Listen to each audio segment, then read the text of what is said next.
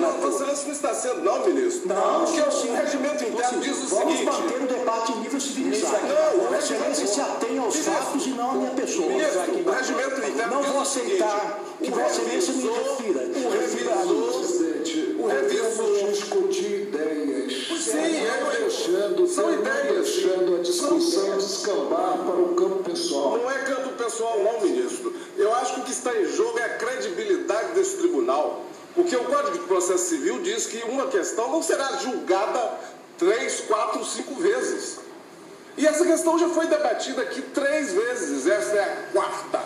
Esta é a quarta. Eu agradeço a Vossa E mais. Por que não? Luta não preclui. Ministro Arthur Barbosa, eu agradeço a nova intervenção de Vossa Excelência. Não terminei. Vossa Excelência, peço para concluir. Eu não terminei. Eu tenho dados aqui do processo que eu acho que são de utilidade, sobretudo para os ministros que não conhecem esse processo, não participaram de outros julgamentos.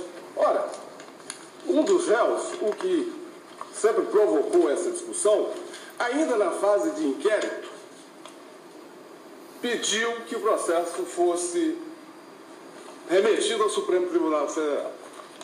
Mais adiante, ele pede eu estou falando do senhor Marcos Valério, na fase de inquérito, ainda se dirigiu ao ministro Nelson Jobim, sob a alegação de que havia réus, então acusados, com foro privilegiado. Mais adiante, 1 ano depois, ele pede o desmembramento.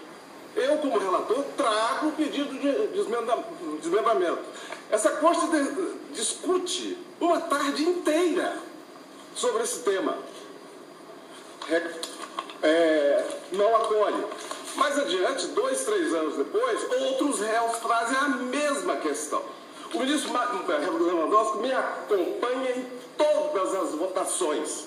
Em todas as votações me acompanhou pelo indeferimento dessas postulações. Os registros são esses.